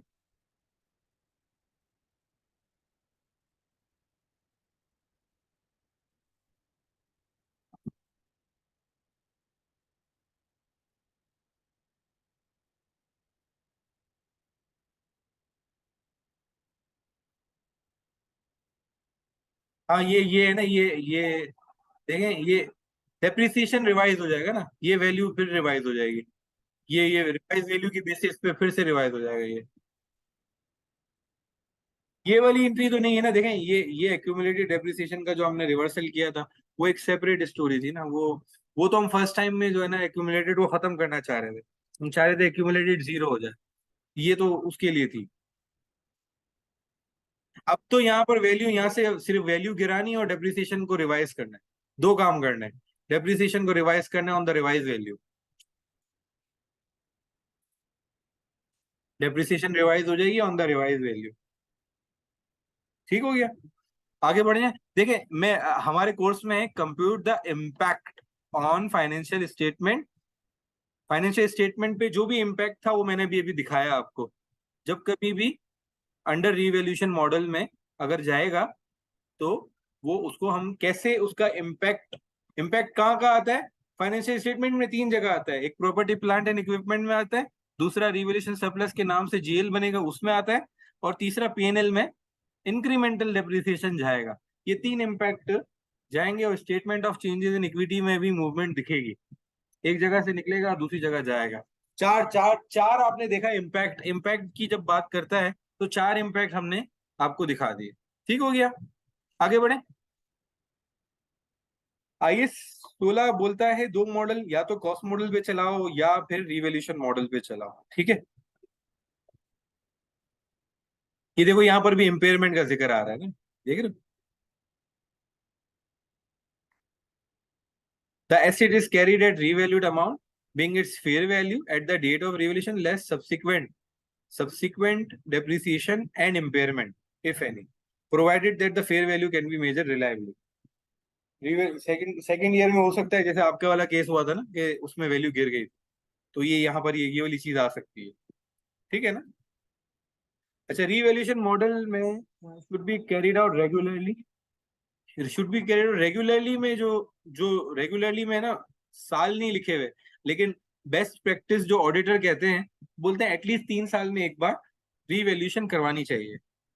ऑडिटर जो है वो हर 3 साल में आपके साथ जिद करेंगे। अगर आप रीवैल्यूएशन मॉडल पे शिफ्ट हुए, तो हर तीसरे साल जो है ना ऑडिटर आपको तंग करेगा कि यार एक बार दोबारा रिवैल्यूएशन करवा लो। ठीक है ना। कोई बहुत बड़ा मेजर इम्पैक्ट ना आ जाए इस वजह से। आगे बढ़ते हैं। देंगे ये ना मार्केट मार्केट में अगर आपकी एसेट्स की वैल्यू, मार्केट में अगर आपके एसेट्स की वैल्यू बहुत बढ़ चुकी है, मार्केट में अगर एसेट्स की वैल्यू बहुत बढ़ चुकी है, तो आपकी बुक्स में भी दिखनी चाहिए ना वो वैल्यू। मतलब आप कॉस्ट पे क्यों लेके चल, अगर मिसाल है आपने एक चीज लाख रुपए की खरीदी और आज वो 10 लाख की उसकी कीमत हो चुकी है, तो क्यों आप उसकी बैलेंस शीट में लाख रुपए पे लेके चल रहे हो? आपको तो उसको 10 लाख पे लेके चले जाना चाहिए। जो सही सही सही तरीका है, फेयर वैल्यू है, ताकि आपका आपकी बैलेंस शीट की वैल्यू बढ़ेगी, तो आप आगे जब बेचने जाओगे, जब आप आगे बेचने जाओगे तो फेयर वैल्यू आपको भी मिलेगी ना। कॉस्ट लेके चलोगे तो आपकी बैलेंस शीट में वजन कहाँ से आएगा? बैलेंस शीट वजनी करनी है अगर, तो रिवैल्यूएशन करानी चाहिए। ये तो मैनेजमेंट के डिसीजन है, शेयर होल्डर और जिसका इन्वेस्टमेंट है, जो इन्वेस्टर है, जो बिजनेसमैन है, वो तो फिर उसके ऊपर है ना, उसको उसको ये रिवैल्यूएशन आगे बैंकर को बेच के और बड़ा लोन उठाना है, और मतलब इस तरीके के डिसीजन अगर करने हैं तो फिर वो फिर ऐसे करता है। ठीक हो गया। इनिशियल रिकग्निशन जो है, if revaluation results in increase in value, तो it should be credited to other comprehensive income and accumulated in, ये देखो वही रिटेन अर्निंग में मैंने जो घुमाए थे ना अभी एंट्री आखिरी वाली, ये वो एंट्री आ गई। ठीक हो गया। Depreciation to be calculated on remaining useful life पे, रिमेनिंग यूजफुल लाइफ पे आपने डेप्रिसिएशन को कैलकुलेट करना है रिमेनिंग यूजफुल लाइफ पे। If the estimate of life is not changing, यानी रिवैल्यूएशन कराने से एस्टिमेट तो वही है, मतलब लाइफ का एस्टिमेट थोड़ी चेंज हो रहा है। अगर एक साल एक चीज चलनी 5 साल थी, वो 5 साल ही चलनी है, तो फिर उसका तो लाइफ का एस्टिमेट तो चेंज नहीं हुआ ना, हमने लाइफ की एस्टिमेशन थोड़ी चेंज की, हमने तो खाली वैल्यू की एस्टिमेशन, एक है लाइफ की एस्टिमेशन, एक है वैल्यू की एस्टिमेशन। तो अभी तो हमने लाइफ की तो बात ही नहीं कर रहे ना, हम तो वैल्यू वैल्यू को हमने एस्टिमेट करवाया था, तो उससे पता चला कि यार उसकी वैल्यू बढ़ गई। ठीक है। If any incremental depreciation is arising, ये वही बातें जो मैंने अभी एग्जाम्पल में बताई है ना, जो बातें मैंने अभी एग्जाम्पल में बताई है ना, वही चीज बस अब यहाँ इंग्लिश में लिखी हुई है, आईएफआरएस की जबान में लिखी हुई है। तो वो मैं आपको पहले मैंने उर्फ आम में समझा दिया, अब यहाँ पर वही चीज जो है वो अल्फाजों में समझा रहा हूँ। ठीक है। If any incremental depreciation is arising, then the same should be accounted for with revaluation. Revaluation surplus के साथ जो है वो incremental depreciation जो भी होगा उसकी एंट्री पड़ेगी। वो जो भी आपने देखा statement of changes in equity में देखा था ना, 20,000 कैसे एक जगह से निकल के और रिटेन अर्निंग में जा रहा था, आपको दिखाया था अभी, याद है या दिखाऊं वापस? Disposal, when a revalued asset is dispose of, अब इसका डिस्पोजल का भी ट्रीटमेंट है। हम पहले एक काम करते हैं, नॉर्मल डिस्पोजल को समझ लेते हैं, फिर इसके बाद हम रीवैल्यूएशन के जो रीवैल्यूड एसेट है उसकी डिस्पोजल की बात करेंगे। अगली एसेट पे चलते हैं, इसमें हम गेन और लॉस ऑन डिस्पोजल, जो भी जो भी डिस्पोजल करते हैं उसके ऊपर जो गेन और लॉस आता है वो कैसे कैलकुलेट होता है उसकी हम बात कर लेते हैं। इसके ऊपर मैंने दो सिनेरियो बनाए, सिंपल सिंपल से सिनेरियो है, कोई मुश्किल सिनेरियो नहीं है। सिनेरियो वन में मैंने सेल प्रोसीड ज्यादा रखी है, बुक वैल्यू कम रखी है और गेन निकाला है। सिनेरियो टू में मैंने सेल प्रोसीड को कम रखा है, बुक वैल्यू को ज्यादा रखा है और लॉस निकाला है। सिंपल है। बुक वैल्यू कैसे निकालते हैं वो आपको पता है, कॉस्ट में से एक्यूमुलेटेड डेप्रिसिएशन माइनस करते हैं तो बुक वैल्यू निकल जाती है। ठीक है ना। ये एंट्री बनेगी इसकी, बैंक में लाख रुपए आ जाएंगे सेल प्रोसीड के, एक्यूमुलेटेड डेप्रिसिएशन खत्म, प्लांट खत्म, और गेन और डिस्पोजल रिकॉर्ड हो जाएगा। एक 40 डेबिट साइड पे, एक 40 क्रेडिट साइड पे, ये पूरी एंट्री रिकॉर्ड हो जाएगी। सही है। कोई सवाल? ये तो आप लोग करते रहते होगे, ये तो नॉर्मल है।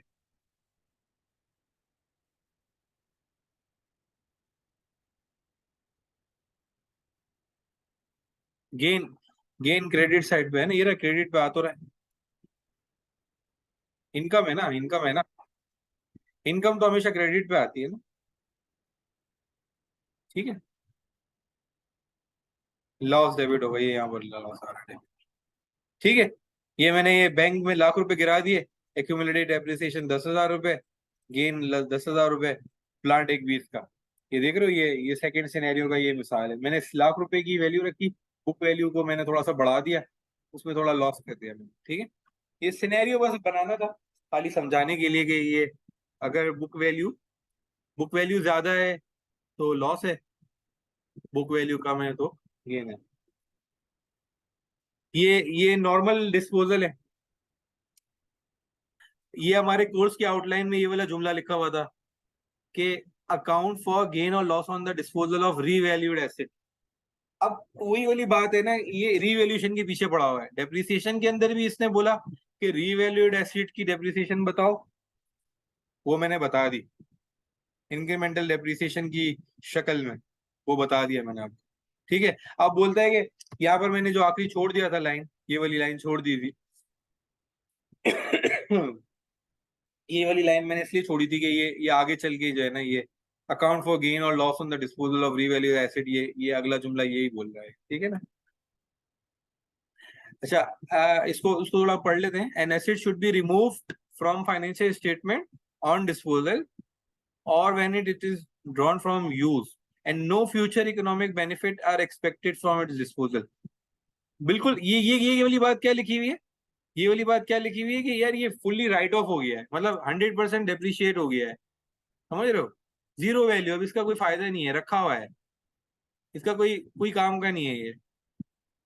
गेन और loss on disposal is the difference between, क्या कह रहे हैं।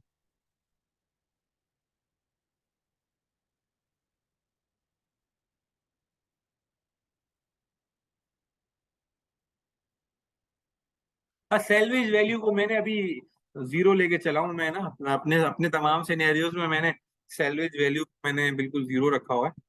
सैलवेज वैल्यू कभी मैंने नहीं कंसिडर की है, बिल्कुल होती है जो जो थ्योरेटिकल पेपर्स वगैरह होते हैं। प्रैक्टिकली तो मैंने नहीं देखा कि सैलवेज वैल्यू या रेजिडुअल वैल्यू को कोई यूज कर रहा होता है। सैलवेज वैल्यू बस खाली थ्योरेटिकली ही यूज हो रही होती है, मेरा ख्याल है। आप लोगों ने देखा है कभी डेप्रिसिएशन की कैलकुलेशन के वक्त आप लोगों ने कभी रेजिडुअल वैल्यू को यूज किया हो, कभी आप लोगों ने किया है। प्रैक्टिकली नहीं होता।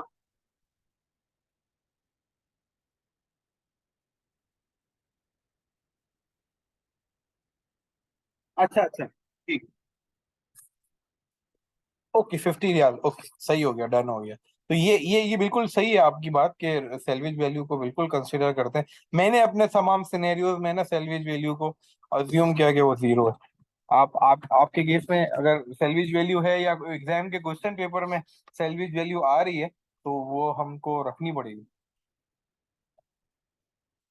ठीक है मेरे भाई। आगे बढ़ो। ये रीवैल्यूएशन सरप्लस जो होगा ना, अगर रीवैल्यूड एसेट बिक रहा है तो जितना भी रीवैल्यूएशन सरप्लस है उसको ट्रांसफर कर देना है रिटेन अर्निंग में। बस इतना सा ट्रीटमेंट है इसका, बाकी एसेट तो खत्म हो ही जाना है। रीवैल्यूएशन सरप्लस के जीएल में जो कुछ भी पड़ा हुआ है वो सारा का सारा ट्रांसफर हो जाएगा रिटेन अर्निंग में। ये जो रिवॉल्यूशन सरप्लस है जो हमने देखा था ऊपर, ये statement of changes in equity में हमने देखा था ना।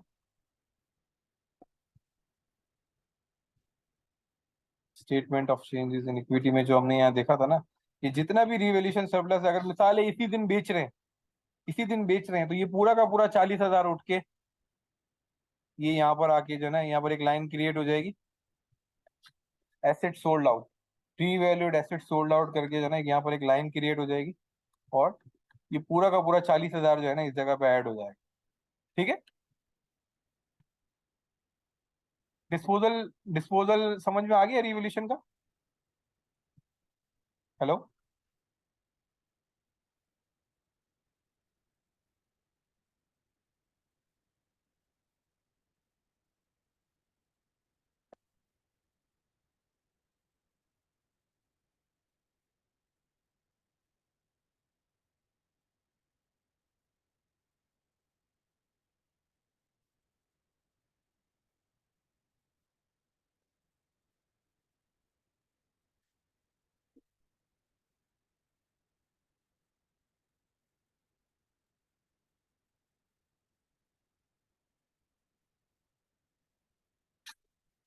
हेलो।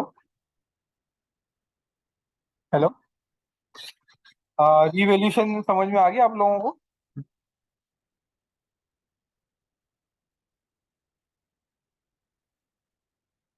क्लियर है आप दोनों?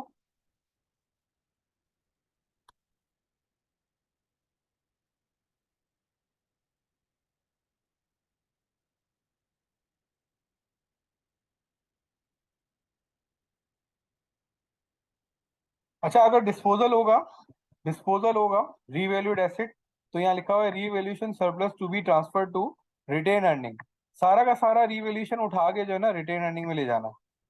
जितना भी बच गया है, अगर वो एसेट अगर बिक रहा है, तो सारा का सारा रिवैल्यूएशन सरप्लस उठा के रिटेन अर्निंग में डाल देना। सही है? ये देखें, ये जो जितना भी ये बच गया है 40,000 रुपये, अगर मिसाल ये आज ही के दिन हमने बेच रहे हैं, ये सारा का सारा उठा के हम इधर डाल देंगे। ठीक है?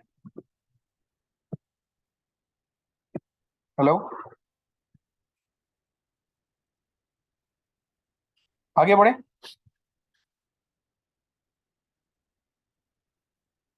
आगे बढ़े मेरे भाई। Subsequent expenditure.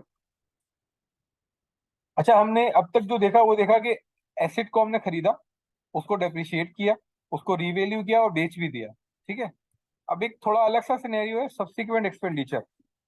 बाज़ औक़ात ऐसे एक्सपेंडिचर होते हैं जो बाद में इनकर होते हैं। हमारे कोर्स की आउटलाइन में जुमला लिखा हुआ है, describe and be able to identify subsequent expenditure that should be capitalise including borrowing cost. तो वो ये कह रहा है कि ऐसे वो सब्सिक्वेंट एक्सपेंडिचर जो बाद में भी कैपिटलाइज हो सकते हैं, तो वो कौन से ऐसे सब्सिक्वेंट एक्सपेंडिचर हैं जिसको कैपिटलाइज करना होगा हमें।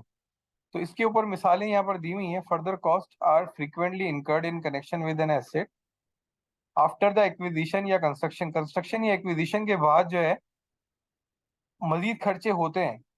इसकी तीन कैटेगरी बनती हैं। एक होता है डे टू डे सर्विसिंग, जिसमें मेंटेनेंस, फ्यूलिंग, इंश्योरेंस, ये डे टू डे सर्विसिंग के खर्चे होते हैं।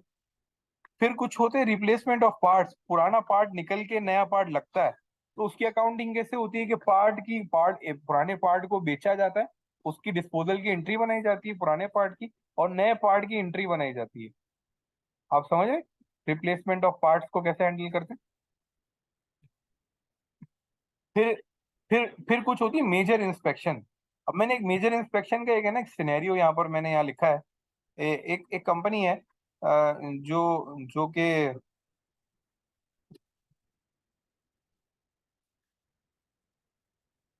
रिप्लेसमेंट ऑफ पार्ट्स का ये सिनेरियो है। अब इसका जो इंजन है, इंजन रिप्लेस हो रहा है। ठीक है? इंजन इंजन को जो है ना रिप्लेस किया जा रहा है। नया इंजन जो है वो 15,000 रुपये का है, और जो है वो पुराना इंजन जो है वो 10,000 रुपये का था। ठीक है? इंजन जो है वो 2 साल डेप्रीशिएट हो रहा है, ये जो नया इंजन आ रहा है वो 3 साल डेप्रीशिएट होगा। तो इसके ऊपर जो है वो आप लोग एक काम ये कीजिएगा कि ये मैं आपको ये भी प्रैक्टिस में, ये जितनी भी चीजें मैं दे रहा हूँ ना, ये सारी चीजें प्रैक्टिस में आप रखें। इसके सॉल्यूशन फिर जो है वो हम डिस्कस करेंगे अलग से। ठीक है? व्हाट्सएप ग्रुप पे भी आप हम इसके ऊपर जो है ना वो डिस्कशन कर सकते हैं। ठीक है? ये सिनेरियो जो है वो इसको इसको कैसे आप लोग कैसे अकाउंट फॉर करेंगे, ये यहाँ पर मैंने आपको थ्योरेटिकली बता दिया कि रिप्लेसमेंट ऑफ पार्ट्स में क्या करेंगे, पुराना पार्ट बिकेगा और पुराने पार्ट की डिस्पोजल की एंट्री बनेगी, और नए पार्ट की जो होगी वो नए पार्ट को फिर ऐड किया जाएगा और फिर उसको डेप्रिशिएट भी किया जाएगा। ठीक है? हेलो? अभी आखिरी जो है ना मेजर इंस्पेक्शन, इसके ऊपर जो है वो एक अलग से सिनेरियो मैंने बनाया है, वो मैं आपको यहाँ दिखा देता हूँ। इसमें क्या है, ये वाला new legislation was promulgated on 1 सितंबर, where public transport buses are required to undergo a regular major inspection after every 2 years. After every 2 years in लोगों ने क्या करना है कि इंस्पेक्शन करवानी है। तो ये जो इंस्पेक्शन है, इस किस्म की इंस्पेक्शन है, वो वो भी कैपिटलाइज होती है, जिसका बेनिफिट 2 साल तक है। तो ये जो 80,000 रुपये इसकी जो इंस्पेक्शन की कॉस्ट है ना, वो है 20,000 रुपये। देख लो, a major inspection of this was perform on 1 October at a cost of 20,000 रुपये। तो ये जो इंस्पेक्शन की गई है, इसको भी डेप्रिशिएट किया जाएगा 2 साल में।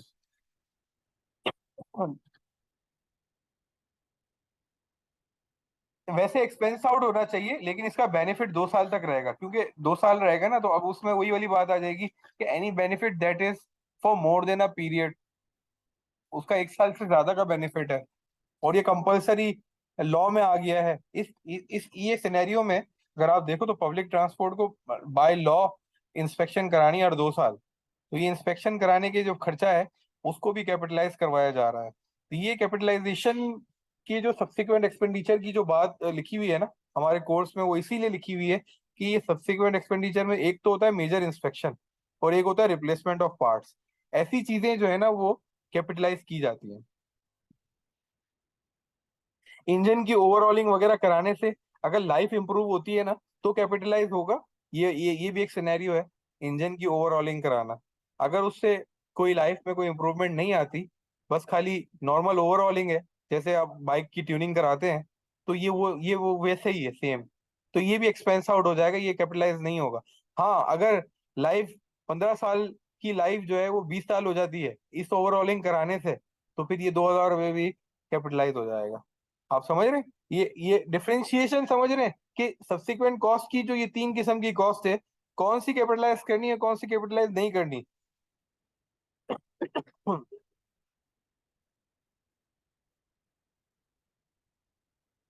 हम्म।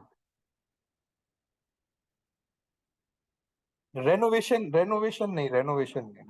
तो पेंटिंग वेंटिंग जो होती है ना, घर पेंटिंग वगैरह कराते हैं, ये नहीं होता, पेंटिंग एक्सपेंस आउट हो जाता है।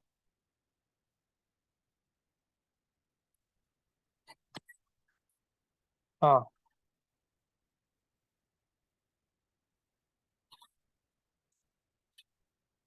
हम्म। नहीं नहीं, पुराना हटेगा भी ना, पुराना पार्ट भी तो हटेगा, तो उस 50,000 में 10,000 रुपए का ये रहा ना, लिखा हुआ है ना कि कार का स्ट्रक्चर 20,000 का था और कार का इंजन 10,000 रुपए का था, तो ये जो 10,000 का पुराना एसेट है ना उसको बाहर निकालेंगे। क्या गाड़ी को तोड़ दिया है मतलब 2 पीस में, यानी तुम जो 50,000 की जो तुम मिसाल लेके चल रहे हो ना, उसमें ये जो गाड़ी है ना इस वक्त 30,000 रुपए की है, कार का स्ट्रक्चर को 20,000 बोल दिया और इंजन को 10,000 बोल दिया। समझ रहे हो? अभी इंजन बाहर निकलेगा, ये वाला इंजन को बेचा जाएगा और नया इंजन डाला जाएगा, तो अब 20+15 हो जाएगा ये। पहले 20+10 था ना, अब वो 20+15 हो जाएगा, नया इंजन आ जाएगा, पुराना वाला निकल जाएगा। ठीक है। 35 हो जाएगी। जी। नहीं, अगर देखो दोनों के साल अलग है ना, अगर मिसाल है, अब ये इस सिनेरियो में क्या हो रहा है कि कार का स्ट्रक्चर है ना 10 साल चलेगा, तो उसकी डेप्रिसिएशन अलग कैलकुलेट होगी 10 साल पे, और इंजन जो है ना 3 साल का चलेगा, तो इसकी डेप्रिसिएशन अलग निकलेगी 3 साल की। तो दोनों को मिला के डेप्रिसिएशन नहीं कर सकते, दोनों की डेप्रिसिएशन अलग अलग निकालनी पड़ेगी, क्योंकि दोनों की लाइफ अलग अलग है। ठीक हो गया, चलें आगे बढ़ते हैं। सब्सिक्वेंट एक्सपेंडिचर का हमने टॉपिक यहाँ पर कवर कर लिया। अच्छा, ये है borrowing cost capitalisation. Borrowing cost क्या होता है? बोरोइंग कॉस्ट, बोरोइंग कॉस्ट होता है, यहाँ लिखा हुआ है बोरोइंग कॉस्ट क्या होता है। Borrowing cost are those cost that are incurred, borrowing cost are those cost that are incurred by the entity in connection with the borrowing of fund. जो भी लोग बोरोइंग करते हैं उसके ऊपर बोरोइंग कॉस्ट देनी पड़ती है, जिसको उर्फ आम में इंटरेस्ट कॉस्ट भी कह सकते हैं, फाइनेंस चार्ज भी बोल सकते हैं। ठीक है। तो ये वाली जो बोरोइंग कॉस्ट होती है, हमारे कोर्स का जो आउटलाइन, फर्स्ट लाइन मैंने ना हर स्लाइड की रखी है, कोर्स की आउटलाइन है।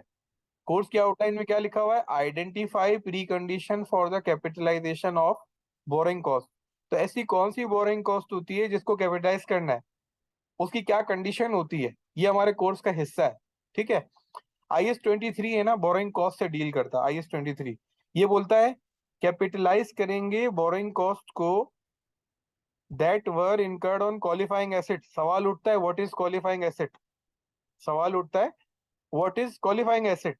तो हर वो बोरोइंग कॉस्ट जो क्वालिफाइंग एसेट की वजह से आ रही है, हर वो कॉस्ट जो क्वालिफाइंग एसेट की वजह से आ रही है वो कैपिटलाइज होगी, और हर वो कॉस्ट जो क्वालिफाइंग एसेट पे नहीं लग रही वो एक्सपेंस आउट हो जाएगी। क्लियर है? ये थीम है, ये पंच लाइन है कि क्वालिफाइंग एसेट पे लगने वाला बोरोइंग कॉस्ट कैपिटलाइज होगा, और वो कॉस्ट जो क्वालिफाइंग एसिड पे नहीं लग रहा वो एक्सपेंस आउट हो जाएगा। पंच लाइन रिपीट कर सकते हो आप दोनों?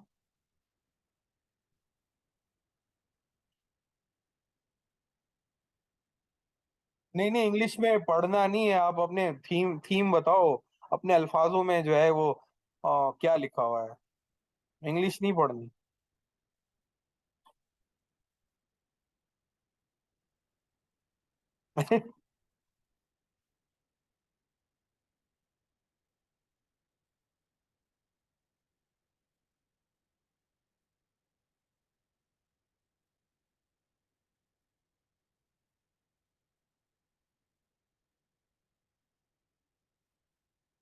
नहीं नहीं, बोरोइंग कॉस्ट को देखो, इसका जो जुमला है ना, उसको लिखने में मेरा ख्याल है आपको पढ़ने में कंफ्यूजन हो रही है।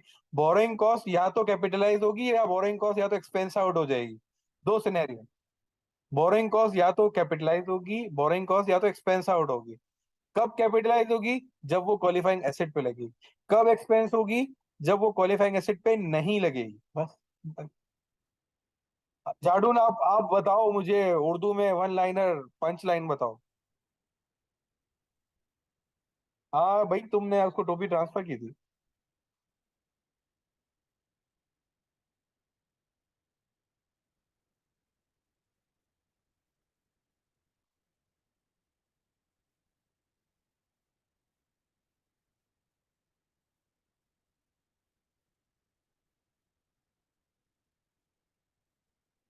ठीक हो गया। अच्छा, अब हम पढ़ लेते हैं क्वालिफाइंग एसिड क्या होता है। क्वालिफाइंग एसिड कब से कर रहे हैं, पढ़ ही लेते हैं कि क्वालिफाइंग एसिड होता क्या है। क्वालिफाइंग एसिड हर वो एसिड होता है that take a substantial period of time to get ready. बहुत ज्यादा लंबा अरसा लग जाए जिसको बनने में, फॉर देयर इंटेंडेड यूज और सेल। उसको बनाने के लिए या यूज करने के लिए या सेल करने के लिए उसको बहुत ज्यादा अगर टाइम लग जाए तो वो क्वालिफाइंग एसिड होता है। ठीक है। लंबा अरसा गुजरने वाला, उसकी कुछ मिसालें इन्होंने दी हैं। क्वालिफाइंग एसिड्स में इंक्लूड मैन्युफैक्चरिंग प्लांट, बड़े बड़े प्लांट बनते हैं, उनको साल साल लग जाते हैं, डेढ़ डेढ़ साल लग जाता है बनने में। तो उस दौरान लगने वाली बोरिंग कॉस्ट जितनी भी है, वो क्या करते हैं, उसका कॉस्ट का पार्ट बना देते हैं। ये जो इनिशियल कॉस्ट हम उस दिन पढ़ रहे थे ना, उसमें हम क्या लिखते थे? Purchase price, import duty, transportation, flooring, ये सारी कॉस्ट थी ना। तो एक और कॉस्ट आ जाएगी, बोरोइंग कॉस्ट, वो भी ऐड हो जाएगी। अगर अगर लोन लेके और उसके ऊपर इंटरेस्ट दिया है, तो जो भी इंटरेस्ट दिया है वो भी उसका कॉस्ट का पार्ट बन जाएगा।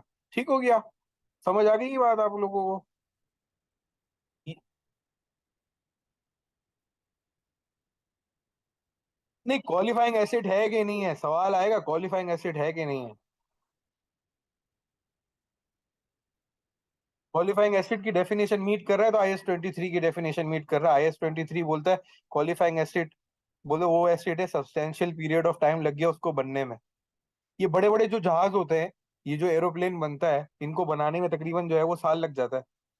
ये जो जहाज बनता है, या जो जो शिप्स बनते हैं, या फिर जो ये क्या नाम है, बिल्डिंगें बनती हैं, ये प्लांट जो बनते हैं, ये जो जो जो सॉफ्टवेयर बनते हैं महंगे वाले, वो सॉफ्टवेयर बनते हैं, उनमें भी सालों लग जाते हैं बनने में। तो ये चीजें ऐसी हैं जो जो बहुत ज्यादा टाइम लगती है, और उसको उसको बनाने में अगर कोई बोरिंग हुई है, और बोरिंग के ऊपर जो बोरिंग कॉस्ट लगी है वो भी उसका पार्ट बन जाएगी कॉस्ट का। ठीक है। तो ये हमने पंच लाइन सीख ली कि which cost to be capitalise. सही है। आगे बढ़े। Borrowing cost that must be capitalise to the cost of an asset are those that are directly attributable to the acquisition, manufacture और production of a qualifying asset. उसका direct connection होना चाहिए उस acid से। और अगर ये क्वालिफाइंग एसिड पे ना होता, would have been avoided that the expenditure on qualifying asset not been made. अगर ये क्वालिफाइंग एसिड हम ना बना रहे होते तो ये बोरिंग कॉस्ट करनी ही ना पड़ती। अगर वो अवॉइड की जा सकती तो ऐसी बोरिंग कॉस्ट जो है वो कैपिटलाइज की जाएगी। ठीक हो गया? ये एक सिनेरियो है, इसमें से आपने बताना है कि ये बोरिंग कॉस्ट की जो बात कर रहा है, इसका इसका आपने जो है ना राइट अप लिख के देना है इसका। ठीक है। राइट अप इसका आपने लिख के देना है। ये सारे सवालों के जवाब जो है ना, इसको अब मैं सेपरेटली शेयर करूंगा आपके साथ। पहले अभी आप खुद से अटेम्प्ट करेंगे। अगला टॉपिक है गवर्नमेंट ग्रांट्स। यार ये इसको कल करें क्या? टाइम हो गया मेरे ख्याल है काफी। आप लोगों को भी जो है ऐसा वो बहुत ज्यादा वो भारी ना हो।